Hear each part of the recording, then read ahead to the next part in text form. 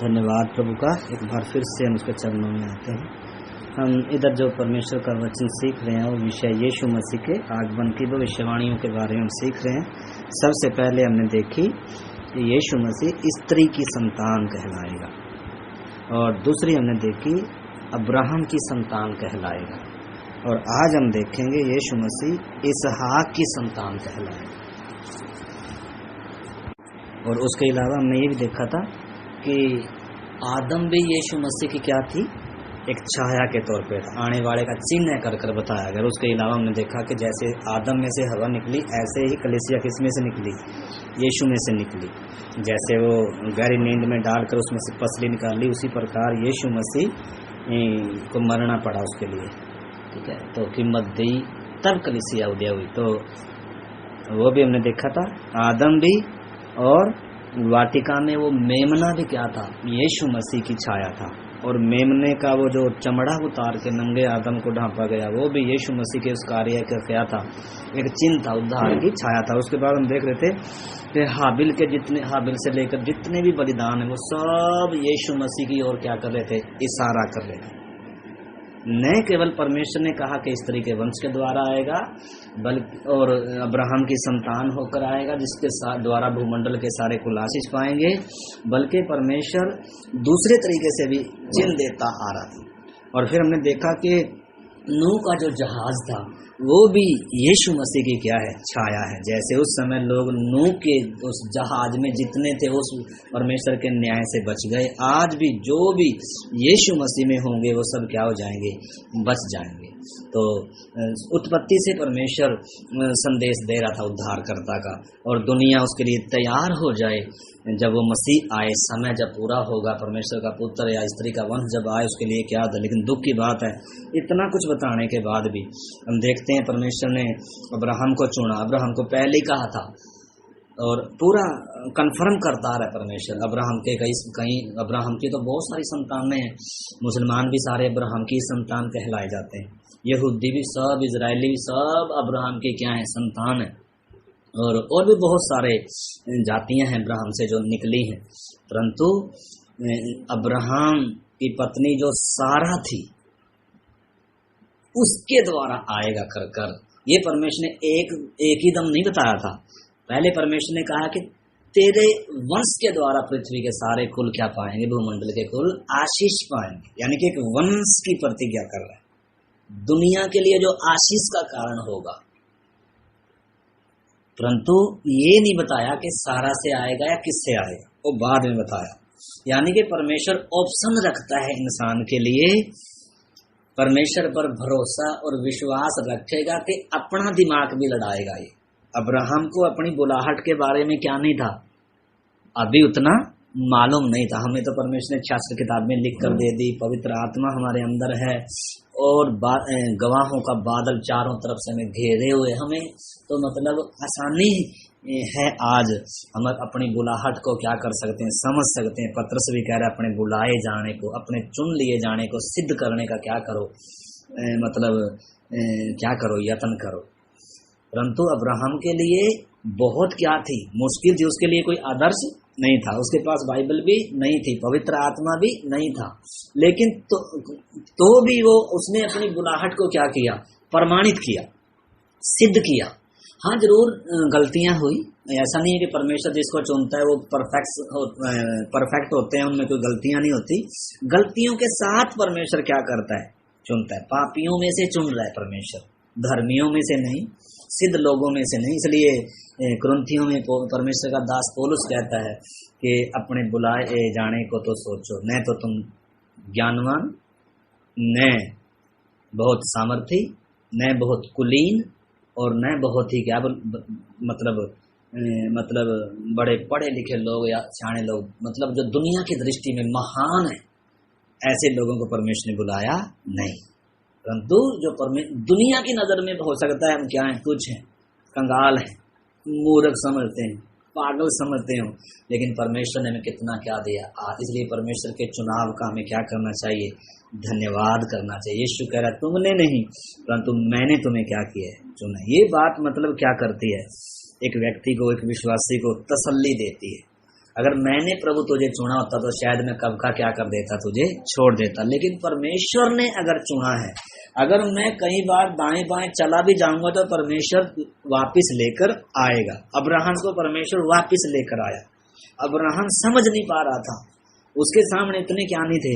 हम भी शायद कई बार अपनी बुलाहट को, अपने उस चुने जाने को, परमेश्वर की इच्छा को कई बार ना जानने के कारण शायद क्या हो जाएं, निराश हो जाएं, थक जाएं या चिंतित हो जाएं, इधर उधर दाएं बाएं हो जाएं। तो अगर मन के सच्चे हैं तो परमेश्वर अपनी योजना में पक्का लेकर आएगा। तो आज जो हम परमेश्वर के वचन से सीख रहे हैं कि इसहाक ही से तेरा क्या कहलाएगा, उसके लिए परमेश्वर का वचन उत्पत्ति की किताब में से हम पढ़ेंगे। यीशु मसीह के विषय में सीख रहे कि इसहाक की संतान कहलाएगा। उत्पत्ति 21 अध्याय और उसका हम पढ़ेंगे 12 वचन, 21 का 12। परंतु परमेश्वर ने अब्राहम से कहा, उस लड़के और अपनी दासी के कारण तुझे बुरा न लगे। जो बात सारा तुझसे कहे उसे मान, क्योंकि जो तेरा वंश कहलाएगा वह इसहाक ही से चलेगा। तो यहाँ बस, तो इधर हम देख सकते हैं वास्तव में हुआ क्या है। इधर परमेश्वर ने ये तो बताया था कि तेरे वंश के द्वारा भूमंडल आशीष पाएगा, लेकिन परमेश्वर ने, जैसे मैंने बताया, परमेश्वर इंसान को भी अपना दिमाग लड़ाने का पूरा क्या रखता है, ऑप्शन रखता है। अपनी मन मर्जी करने का पूरा क्या रखता है, ऑप्शन रखता है। तो अब्राहम भी थोड़ा सा क्या हो गया, जब सारा उसके पास आई, वो प्रपोज, उसने जब ऑप्शन उसने बताया कि भाई हमें तो संतान हो नहीं रही है और ऐसा करते हैं, दासी के द्वारा क्या करते हैं, शायद परमेश्वर इस तरीके से क्या करेगा, यानी कि उन्होंने क्या लड़ाया अपना। तो अब्राहम ने भी सोचा हाँ, सारा अपनी तरफ से बोल रही है, पर परमेश्वर ने भी बताया नहीं कि सारा से होगा, किससे हो, तो शायद है इस रीति से जो पैदा होगा वो ही क्या होगा, वो ही होगा वो वंश जो परमेश्वर देना चाह रहा है। यानी कि दूसरे तरीके से कहें तो अब्राहम परमेश्वर को मदद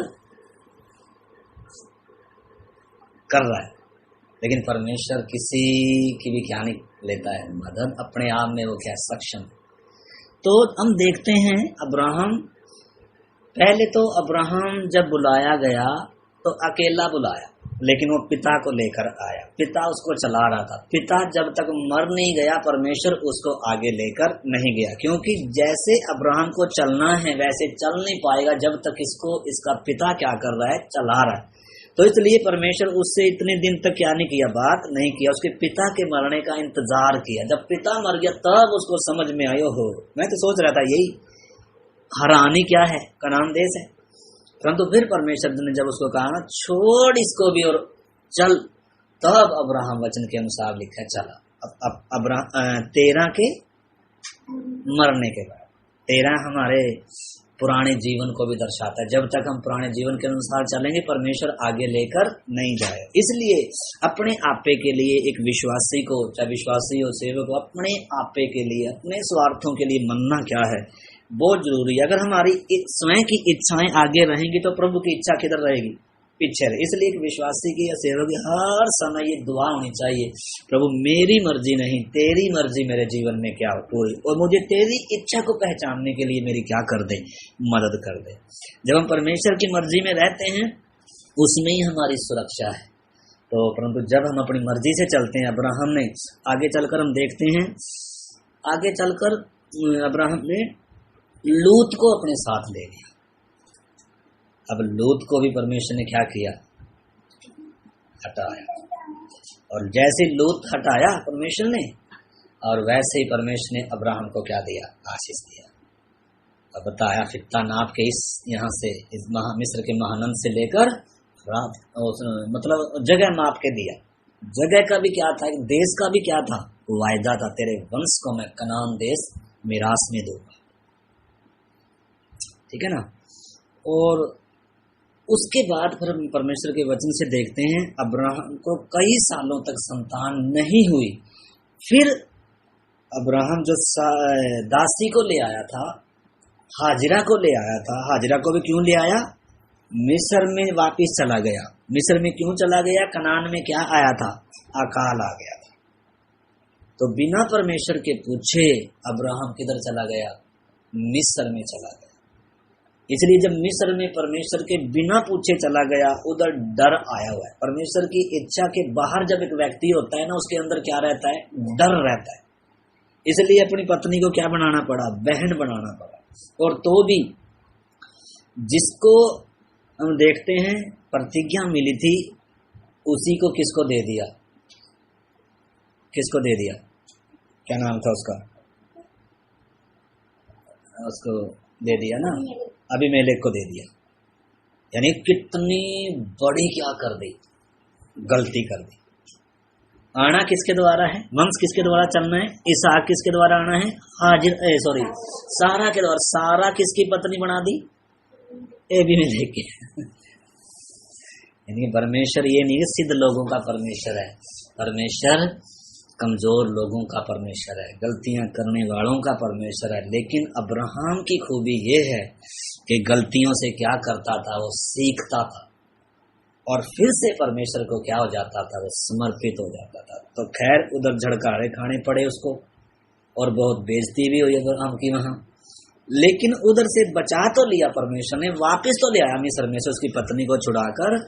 लेकिन जाने का जो परिणाम हुआ वो बहुत खतरनाक हुआ। क्या हुआ? उधर से दासी भी साथ में आ गई और ये दासी उसके लिए क्या बन गई?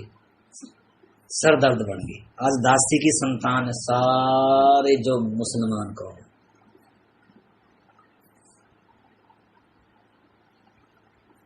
तो ये जो 21 अध्याय हमने शुरू किया ना, इधर इसका 9 से पढ़ो। देखो, हाजिरा और इस्माइल। तब सारा को मिस्री हाजिरा का पुत्र जो अब्राहम से उत्पन्न हुआ था हंसी करता हुआ दिखाई पड़ा। लिखा है तब। इधर अब्राहम वास्तव में क्या सोचकर चल रहा था पहले कि हाजिरा से जो बच्चा उत्पन्न हुआ है ना, ये क्या होगा? लेकिन परमेश्वर ने उसको कहा भाई इसके द्वारा नहीं होगा, बल्कि इससे पहले अगर आप पढ़ोगे तो परमेश्वर ने कहा हाजिरा से आएगा, सारा से आएगा, तब इसको थोड़ा सा कंफर्म हुआ। लेकिन फिर भी अब्राहम, इधर हम परमेश्वर के वचन से जब देखते हैं, तब सारा को मिस्री हाजिरा का पुत्र जो अब्राहम से उत्पन्न हुआ था हंसी करता हुआ दिखाई पड़ा। सारा को हाजिरा का पुत्र हंसी कर रहा है, किसके साथ? इसहाक के साथ हंसी उड़ा रहा है। देखना, यानी कि जो दासी का पुत्र है वो कभी भी जो प्रतिज्ञा की संतान है उसके साथ एक हो नहीं सकता है। वो कुछ अलग ही किस्म का है। वो दासी से है, दासी से दास ही पैदा होंगे। स्वतंत्र से जो स्त्री है उससे स्वतंत्र ही पैदा होंगे।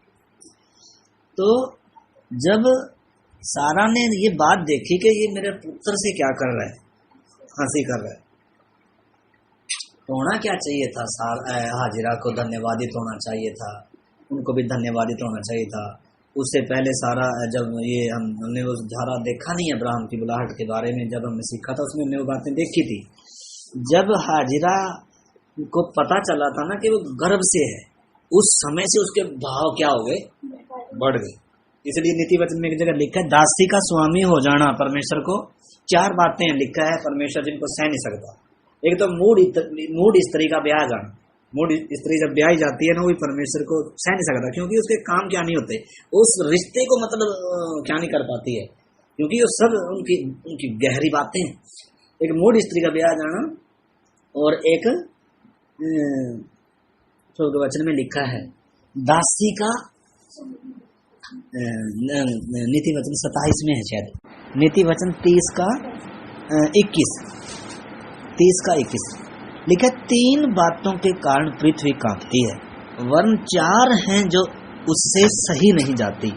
दास का राजा हो जाना, मूढ़ का पेट भरना, घिनौनी स्त्री का ब्याह जाना, और दासी का अपने स्वामिनी की वारिस हो जाना। तो वास्तव में दासी क्या बनना चाह रही थी? अपनी स्वामिनी की क्या बनना चाह रही थी? वारिस बनना चाह रही थी। इसलिए उसको उधर से क्या करना पड़ा, फिर भागना पड़ा था। लेकिन स्वर्गदूत ने कहा उधर ही जा, नाम लेकर बोला, हे सारा की दासी मिस्री लौंडी उसको उसकी पहचान बता रहा है स्वर्गदूत, तू दासी है और उधर ही जा, अपने स्वामिनी के अधीन रहो, क्या ना बन, स्वामिनी बनने का प्रयास ना कर। यानी कि दासी जो होती है अगर उसको बड़ा दर्जा मिल जाए तो उस मतलब वो अपनी वो आप पे कोई क्या हो जाता है, अपने उस भूल जाता है कर। तो इस करके उधर नीति वचन में वो बात आई है। तो ऐसे ही हम देखते हैं परमेश्वर ने उसको कहा कि उधर रहो जाकर, और तब जाकर तो जब वो उस घर में रह रही थी और अब्राहम का भी उससे क्या था, क्योंकि बेटा तो अब्राहम का ही है, बीज तो अब्राहम का ही है, संतान तो अब्राहम का ही है, भले ही हाजिरा से है लेकिन पहली संतान कौन है वास्तव में? इस्माइल है। इस करके पहलौठा होने के कारण निश्चय कि अब्राहम को अपने उस पुत्र से क्या था? प्रेम था, लगाव था।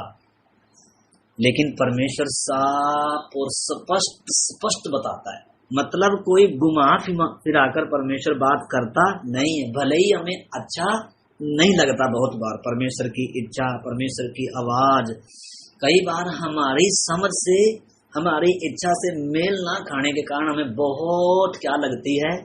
दर्द भरी लगती है।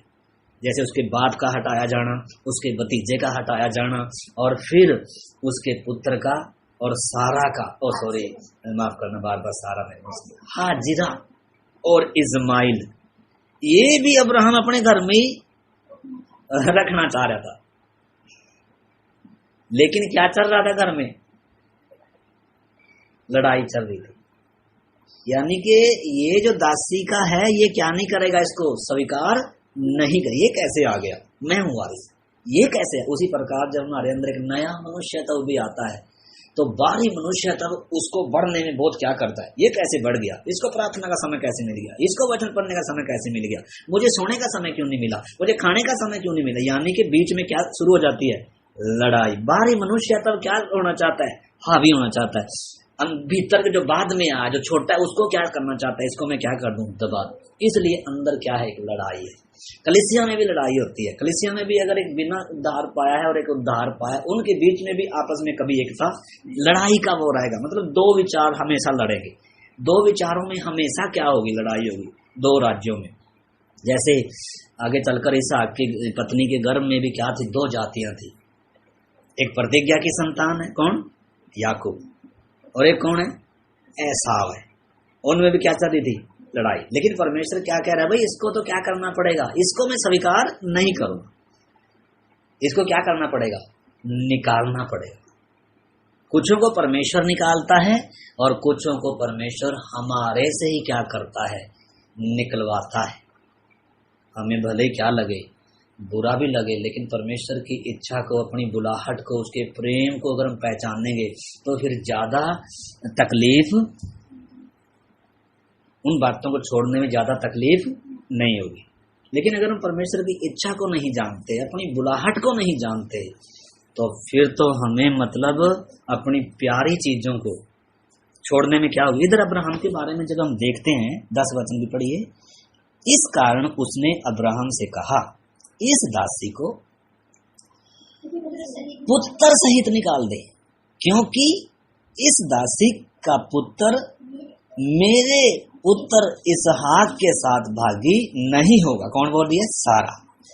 यह बात अब्राहम को अपने पुत्र के कारण क्या लगी? बुरी लगी। परंतु अब परमेश्वर क्या कह रहा है? परंतु परमेश्वर ने अब्राहम से कहा, उस लड़के और अपनी दासी के कारण तुझे बुरा न लगे, जो बात सारा तुझसे कह रही है ना, उसे मान, क्योंकि जो तेरा वंश कहलाएगा वह इसहाक ही से चलेगा। इसहाक से आएगा, मतलब जगत का उद्धार करता। तो दो बातें इसमें, इसहाक से उसका वंश भी चलेगा जिससे परमेश्वर आगे चल के वायदे वो इजरायलियों को बता रहा है, और उसके साथ साथ परमेश्वर वास्तव में असली बात किसकी ओर इशारा कर रहा है, स्त्री का वंश ने जो आना है वो किसी मनुष्य का, उसमें कोई भी क्या नहीं होगा, मिलान, वो मेरी प्रतिज्ञा के अनुसार होगा, मेरे वचन के अनुसार होगा। तो इस कर उसके साथ किसी का कोई क्या नहीं हो सकता, मतलब मिलान नहीं हो सकता। इसलिए परमेश्वर ने अब्राहम को कहा कि इसको निकाल, तो अब्राहम को उस समय बुरा भले ही लगा होगा, बुरा लगता भी है, क्योंकि हम उस समय अब्राहम को शायद वो बात अभी तक भी उसकी गंभीरता मालूम नहीं थी, लेकिन हम देखते हैं आगे चलकर जब अब्राहम को और भी बातें मालूम चलती गई, अपनी बुलाहट को वो सही से पहचानने लग गया और परमेश्वर की इच्छा को जब वो जान गया, तो फिर परमेश्वर को इसहाक को काटने में भी क्या नहीं लगी, देर नहीं लगी। यानी कि समर्पण एक व्यक्ति के अंदर से कब आता है, कब अपने बाहरी मनुष्यत्व को क्रूस पर चढ़ा पाता है, कब अपने प्रियों को अप्रिय मतलब जानेगा वो, कब उसके अंदर ये चीज आती है, जब वो क्या करता है, परमेश्वर के प्रेम को, परमेश्वर की बुलाहट को, अपने चुने जाने को, कि मुझे कितनी ऊंची बुलाहट मिली है, मेरे लिए परमेश्वर ने कितना क्या दिया है, मुझे इतना ऊंचा आदर दिया कि मुझे बड़े पढ़े लिखों में से नहीं बल्कि मुझे परमेश्वर ने कंगालों में से, मूर्खों में से क्या किया है, चुना। तो फिर वो व्यक्ति क्या रहता है, नम्र और दीन रहता है, और फिर परमेश्वर कुछ भी बोले वो मतलब करने के लिए उसके अंदर एकदम नहीं आता समर्पण, एकदम परमेश्वर समर्पण मांगता भी नहीं। पहले तो परमेश्वर ने यही बोला था कि छोड़ अपने पिता का घर, पिता घर छोड़ दिया। फिर आगे चलकर परमेश्वर कुछ साल बाद क्या कह रहा है, पिता को भी जब तक मन नहीं गया आगे परमेश्वर बात, फिर और थोड़ा चलने के बाद लूत को अलग किया, फिर और थोड़ा चलने के बाद किसको कर रहा है, इस्माइल और हाजिरा को घर से क्या कर निकाल। तो अब्राहम को थोड़ा क्या लगा, बुरा लगा, परंतु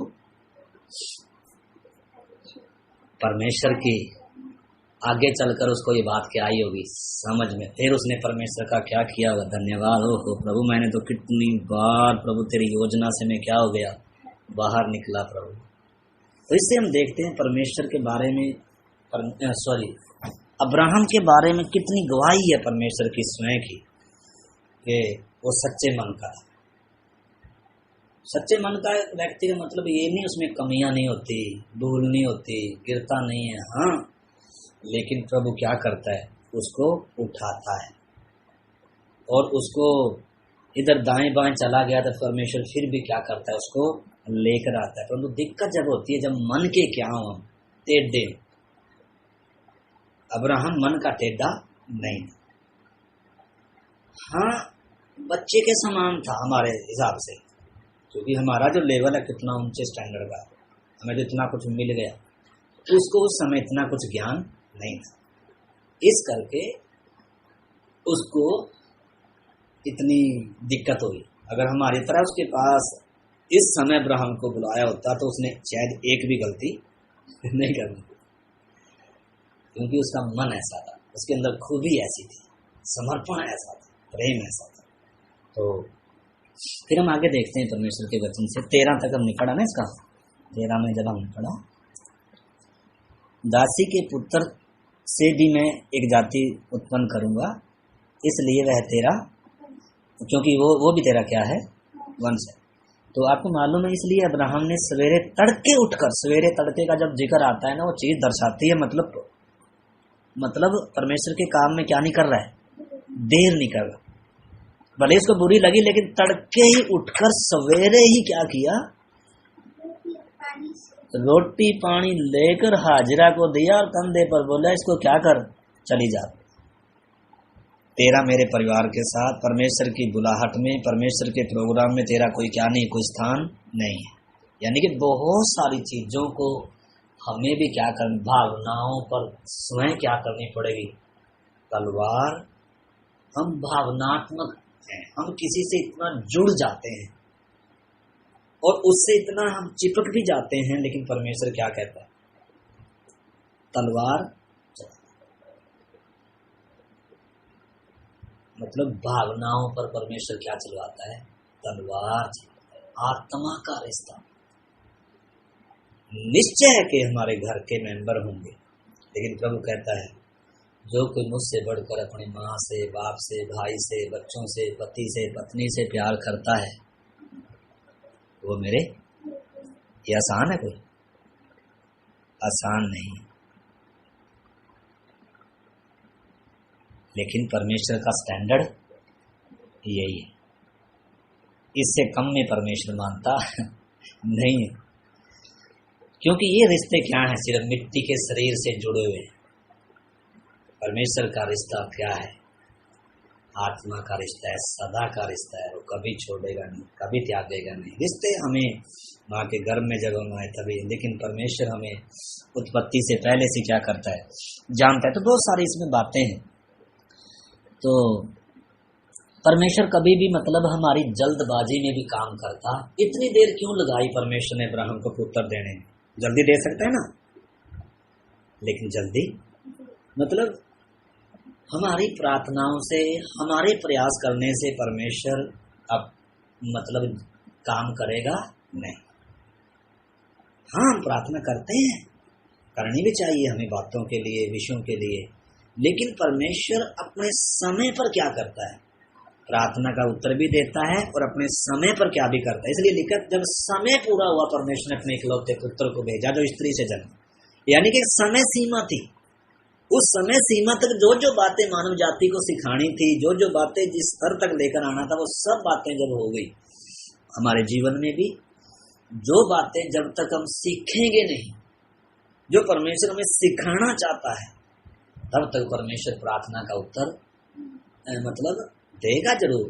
लेकिन शायद कई बार हम अब्राहम की तरह क्या होते हैं, एडवांस होते हैं। परमेश्वर ने काम करना होता है 10 दिन बाद, और हम ये प्रार्थना करते रहते हैं प्रभु आज ही, शाम को ही, सुबह ही प्रभु क्या हो जाए। मतलब हम किस में होते हैं? जल्दी में होते हैं। परमेश्वर जल्दी में, वो अपना काम अपने समय पर। इसलिए परमेश्वर को, अब्राहम को परमेश्वर ने संतान कब दी? जब सारी आशा क्या होगी? खत्म होगी। आप भी 99 वर्ष का हो गया, सारी आशा खत्म होगी। सारा भी क्या होगी? जब 90 साल की बूढ़ी होगी, तब परमेश्वर काम कर रहा है। यानी कि परमेश्वर कितना क्या है, सामर्थी परमेश्वर है। लेकिन चीज को हमने समझना है। अगर मतलब अब्राहम, हमने पिछली बार भी देखा था, 99 का नहीं होगा, सारा भी अगर 99 के नहीं होगी, तो इनके अंदर ये रहेगी भी हमने अपनी ताकत से किया है।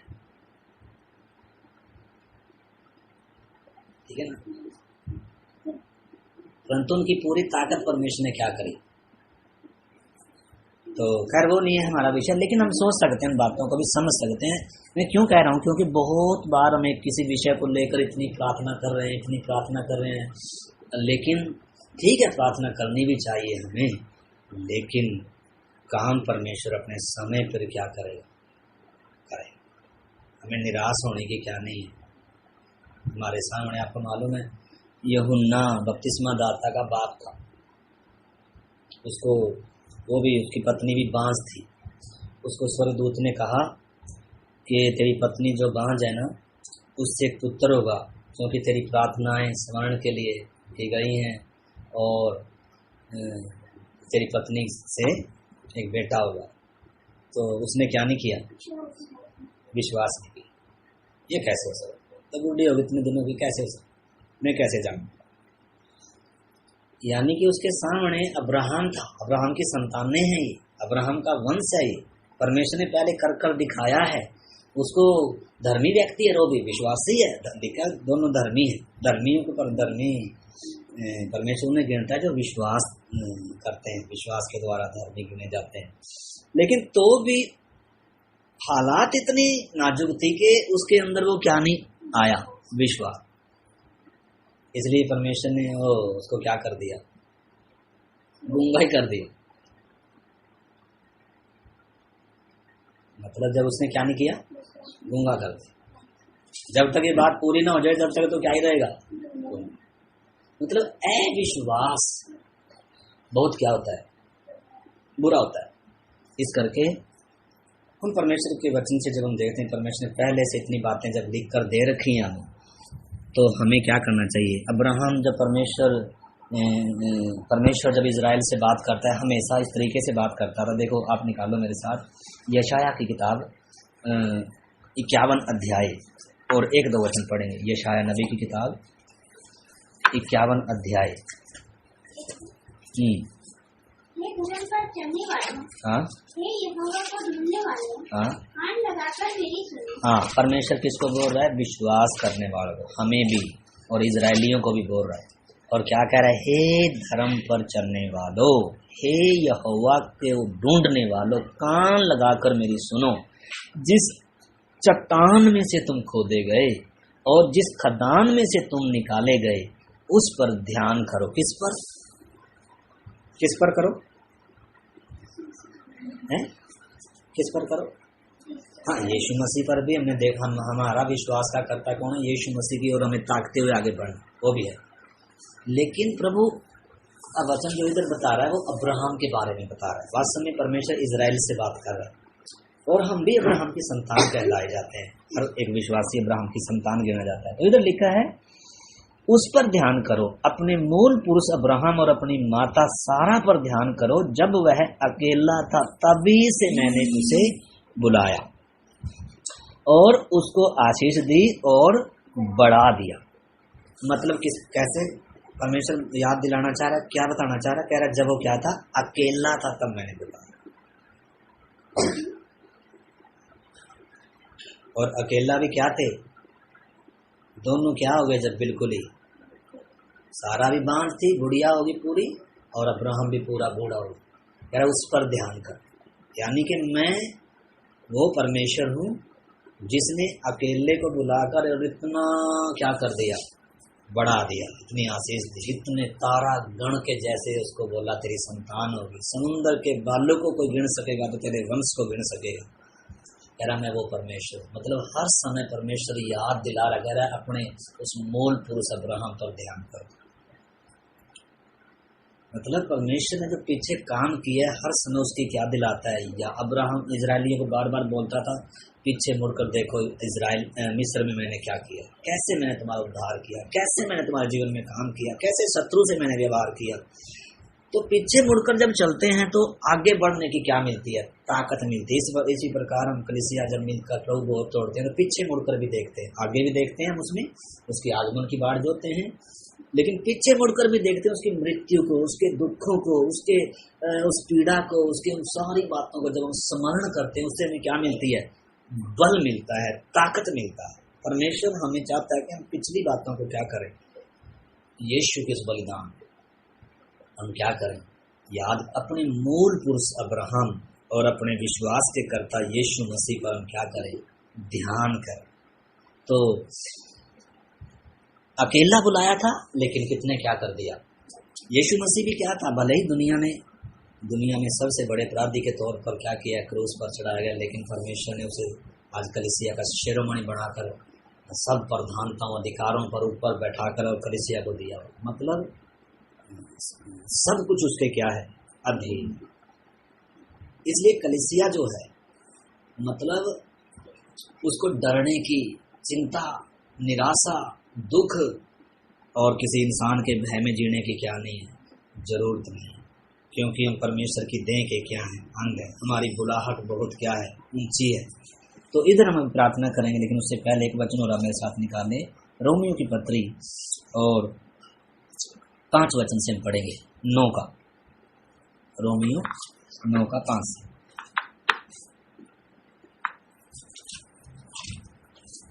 रोमियो की पत्री 5 अध्याय 9 अध्याय 5। पुरुष भी उन्हीं के हैं और मसीह भी शरीर के भाव से उन्हीं में से हुआ। हाँ, इजरायलियों के बारे में लिखा है कि पुरखे उन्हीं के थे और मसीह भी शरीर के भाव से उन्हीं में से हुआ।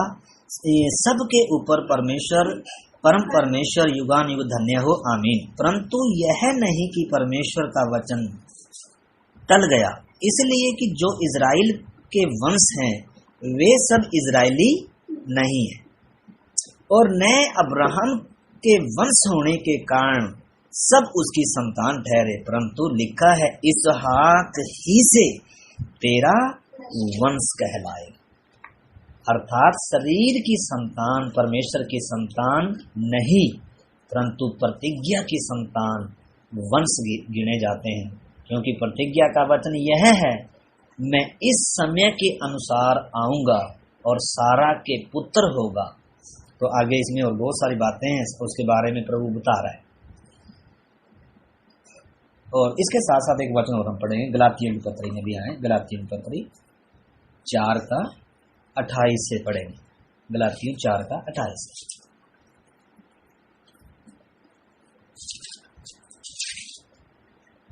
हे भाइयों, हम इसहाक के समान प्रतिज्ञा की संतान हैं। पौलुस विश्वासियों को बता रहा है, हे भाइयों, हम इसहाक के समान प्रतिज्ञा की संतान हैं, और जैसा उस समय शरीर के अनुसार जन्मा हुआ आत्मा के अनुसार जन्मे हुए को क्या करता था, सताता था, वैसे ही अब भी होता है। परंतु पवित्र शास्त्र क्या कहता है, दासी और उसके पुत्र को निकाल दे, क्योंकि दासी का पुत्र स्वतंत्र स्त्री के पुत्र के साथ उत्तराधिकारी नहीं होगा। मिला नहीं? हाँ, सुन लीजिए आप, 4:28 से मैंने पढ़ा। इसलिए हे भाइयों, हम दासी के नहीं परंतु स्वतंत्र स्त्री की संतान। तो इधर गलातियों की पत्री को भी पौलुस लिख, यानी कि पुरानी बातों को लेकर कलीसिया को, विश्वासियों को परमेश्वर का दास क्या कर रहा है, मजबूत कर रहा है, अपनी बुलाहट के बारे में जान, जैसे परमेश्वर ने उनसे व्यवहार किया, उन बातों को पौलुस बताते बताते और आगे पर क्या बता रहा है आगे कि हमने पढ़ा उसमें कि एक वचन और उसके साथ पढ़ना था,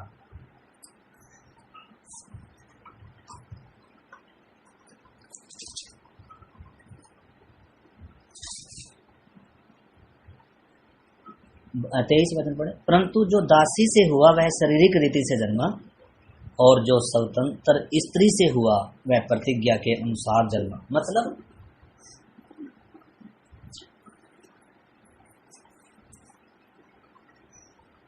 आज भी लड़ाई चल रही है, पूरी पृथ्वी भर में भी चल रही है। आज भी अगर देखें इजराइल में अभी भी क्या चल रही है, किस पर लड़ाई हो रही है, उस जगह पर जो परमेश्वर ने अब्राहम को वायदा कर दिया था, जो देश, जो कनान देश, उस जगह जहां परमेश्वर का कभी क्या होता था, मिलाप का वो मंदिर होता था, उस जगह पर आज लड़ाई। 3 अब्राहम की संतान, ये ईसाई भी, ने भी अपना वहाँ बना के चर्च, उधर से मुसलमानों ने भी वहाँ अपना मक्का बनाया हुआ, डोम ऑफ द रॉक वो है उनका, और उधर से यहूदियों के पास एक दीवार है बस। और अभी वहाँ क्या चली हुई है, सबसे विवादित जगह है, और अभी इसी पर क्या होने जा रही है, लड़ाई होने जा रही है। प्रतिज्ञा की संतान के साथ दासी का संतान हमेशा, हमारे अंदर भी एक लड़ाई है, कलीसिया में भी एक लड़ाई है, 2 राज्यों में हमेशा लड़ाई है, और संसार में भी क्या है, लेकिन परमेश्वर ने पहले से ही कहा था कि ये क्या नहीं होगा, वारिस नहीं, कौन ही वारिस होगा, जो प्रतिज्ञा की संतान। इसलिए आज प्रभु यीशु एक दिन आएगा, 1000 साल का राज्य किधर स्थापित करेगा, इसी धरती पर आकर क्या करेगा, स्थापित करेगा। अभी हम प्रार्थना करेंगे। मतलब ये बातें जब हम सीख रहे हैं, हमें इनसे पता चलता है अब्राहम भी तो हमारी तरह का इंसान था। अभी समय पूरा हो गया, हम आगे देखेंगे। अब्राहम भी जब अपनी पत्नी की वो मरी हुई सारा की गर्भ देखता था, तो उसको भी क्या ही मिलती थी, निराशा ही मिलती थी। लेकिन तो भी लिखा है, उन्होंने निराशा की दशा में भी आशा रख कर क्या किया, विश्वास किया, और प्रतिज्ञा करने वाले को क्या जाना, सच्चा जाना। बहुत बार हमारे जीवन में, घर में, परिवार में परिस्थितियां ऐसी दिखेंगी जैसे दूर दूर तक प्रभु ये तो कोई हो ही। अगर हम उन बातों की तरफ देखेंगे तो हर समय निराशा मिलेगी।